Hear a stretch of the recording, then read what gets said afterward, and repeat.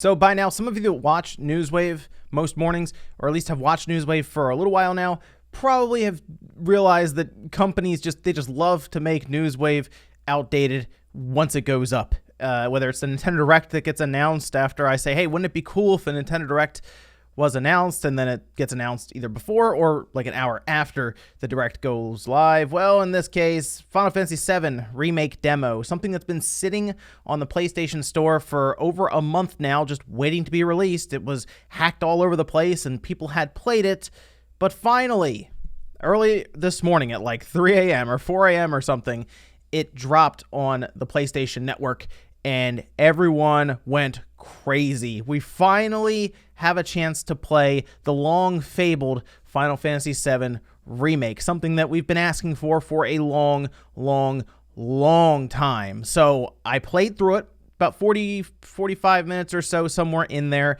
and I wanted to talk a bit about what I think of this demo so far. Now, this is a demo. I want to stress that. So some of the issues I have very well could just be fixed by the time the full game comes out, or by the time what I'm sure will be like a 10 to 15 gigabyte patch downloads on day one. Now, we've known for a while where this demo was going to land in terms of the story. It was just the beginning of the game. So right away, they hit you with some very high quality visuals, like immediately. Seriously, when you're playing this, you're like, wow, this looks like we're getting to Advent Children levels here. Remember when we're watching that movie and it looked amazing? We're like right there, but they hit you with that right away. And then of course they have Barrett and everyone else come off the train, run through, and then, yep, there's Cloud jumping, doing some crazy side flip, backflip thing, landing all, super dramatic. You probably could have just, stepped down the ladder, but it was obvious they were trying to kind of go back to what we all know, hitting us with the nostalgia of Cloud making his grand entrance off of that train. Right at the end of Final Fantasy VII Crisis Core, by the way, I like to imagine that cinematic leads right into this one. All of you Crisis Core people out there, you know. Get down here, Merc.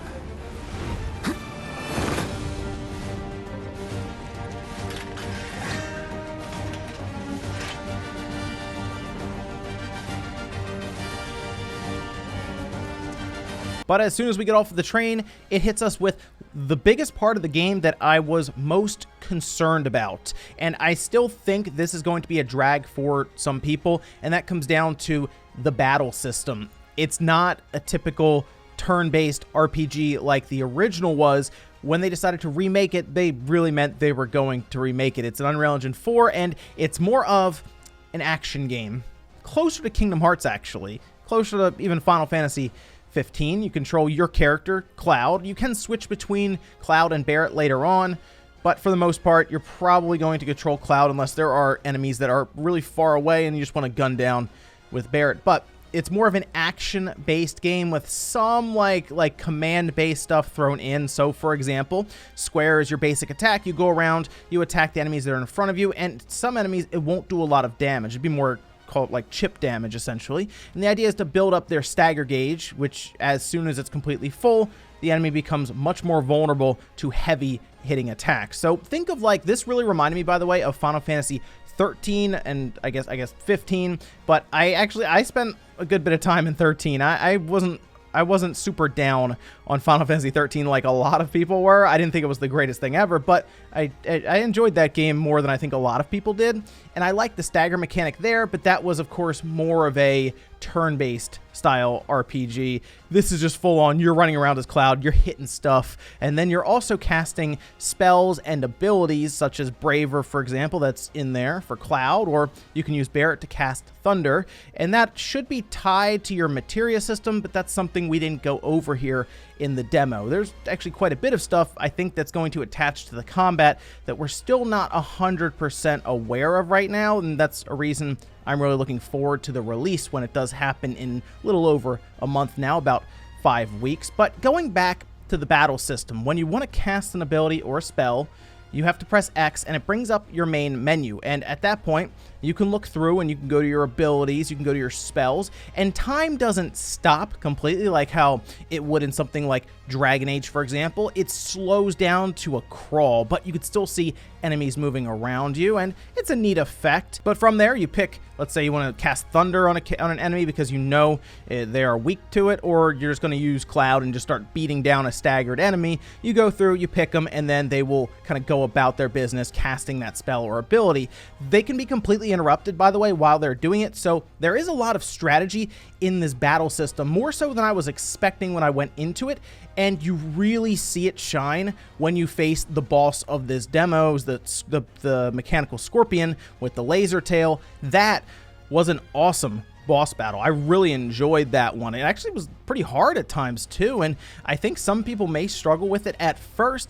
It comes down to getting better at that battle system, or just getting more used to the battle system, because it does feel like you have to do quite a bit to kind of keep everything under control, and that's just with you and Barret. Throw another character like Tifa, for example, or Aerith into the mix, and you're going to be trying to control two different characters by using the shoulder buttons or the triggers on the PS4 to tell them what to do, while you're also moving around, blocking, dodging, and casting your own abilities. I hope that it becomes more second nature when we get the other character as well on screen, because at first there was a lot kind of going on and there was a lot to manage. I got used to it, and I think it came with time as I played through it. So by the time the boss rolled around, outside of figuring out how to break through the boss's shield, just as an example, where you have to hit them in the back, I got used to it. It felt pretty good.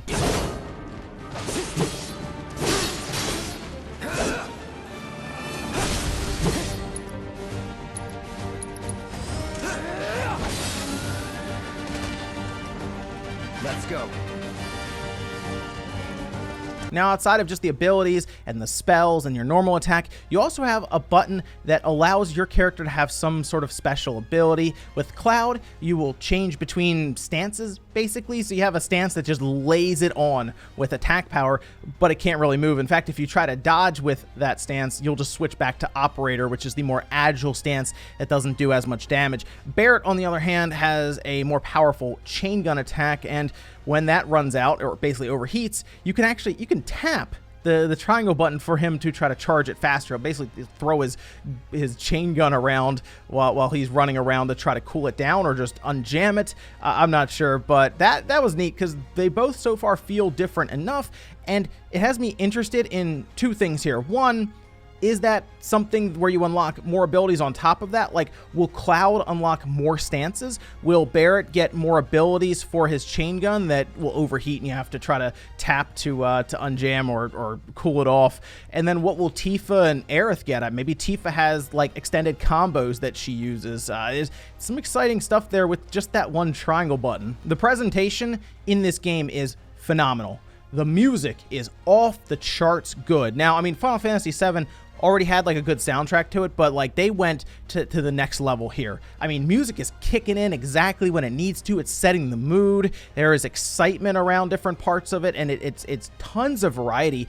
I'm curious if they can keep this kind of musical score up over what they say is like a full-fledged 40-50 hour game just in this first part. But in the demo, wow, awesome music so far. So I'm really enjoying what I'm seeing here and hearing right now. But the presentation itself, through cutscenes, because it goes from cutscene to gameplay to cutscene to gameplay, it shifts between them very well, and it, like I said, it's so close to Advent Children at times that it does feel like, yes, you have the gameplay and then you kind of have a movie next to it. But do you remember back in the day, if you were playing games with Final Fantasy VII or Final Fantasy VIII, you know, you go through the gameplay hoping for like that next big cutscene to take place? I got that feeling again. Like, where I'm like, all right, I'm playing through, wonder what that next cutscene's gonna be, because it looks amazing, but it's so well put together with presentation and music and all this, and even the voice acting, that I want to see what happens next with that cutscene. I felt like a little kid again playing it. I mean, back what it was 90, it was like mid 97, 98 or something. Yeah. So yeah, I would have felt like a little 10 or 11-year-old at the time playing Final Fantasy VII. It was great. Yes, it was some nostalgia thrown in there, but I haven't had that feeling with a game in a while.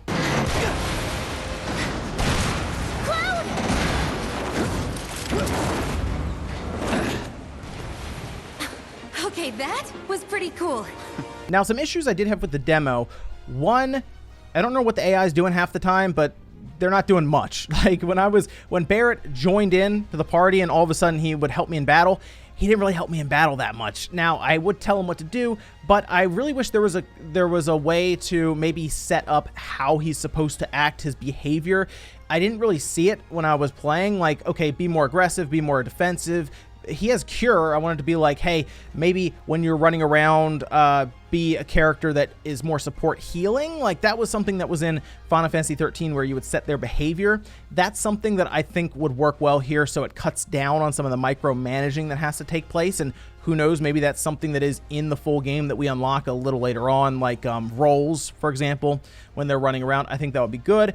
Also, the camera was fighting me quite a bit. Now, you can lock on to an enemy, and then the right stick is kind of used, I believe, to change and move around between different enemies. And when you're not locked on, you can move the camera. But when you're in the middle of battle, you're trying to manage all the stuff around you, and then you're also trying to pick out your target and make sure that the camera is in the right spot. There were a lot of times where I was running into objects with that camera or just get stuck somewhere. It was not good. It really hurt the experience at times. Now, this is in a confined area. I think there are going to be some more wide open areas at times in this game, and maybe that won't be as affected. But any of these closed corridor fights did get kind of frustrating. I think that's something they can fix with a patch, and that's something I hope we look forward to when it comes out. And like I said, we get a big patch, and maybe they've already thought about that. There's also this one point in the demo, and I'm a little concerned it's going to work its way into the full game more than it needs to be to try to lengthen it a little bit. And that was this point where there were lasers shooting down, and you kind of waited for them to go away, and it was in like this pattern, and you just kind of like walked past them, and then you waited. Then you waited. Oh, okay, it's off. I'm going to walk past it. Oh, this one's flickering. I'm going to wait till it stops. Okay, yep, now I'm going to walk past it. It slowed down the action. I don't really know. It didn't really add anything to that part of the game. I don't really know why it was there. And if those pop up more and more, all I can think of is that they're there to lengthen it, and it just hurt the experience for me.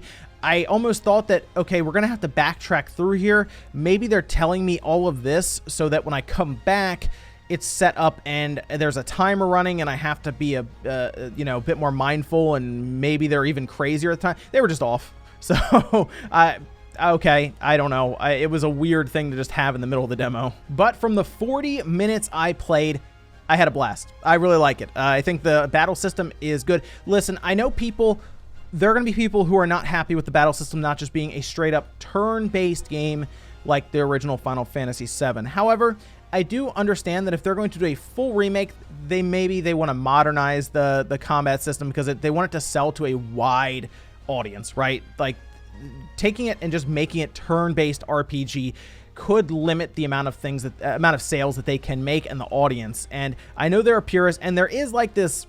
It's not even really turn-based. It's kind of set more towards classic, where your character will block and dodge stuff automatically, and you just pick the different commands. It just felt easy, and there's even an easy mode that makes it easier than that. So no, this is definitely geared to be more of an action RPG, and that's just kind of the way they went with it. I'm okay with that.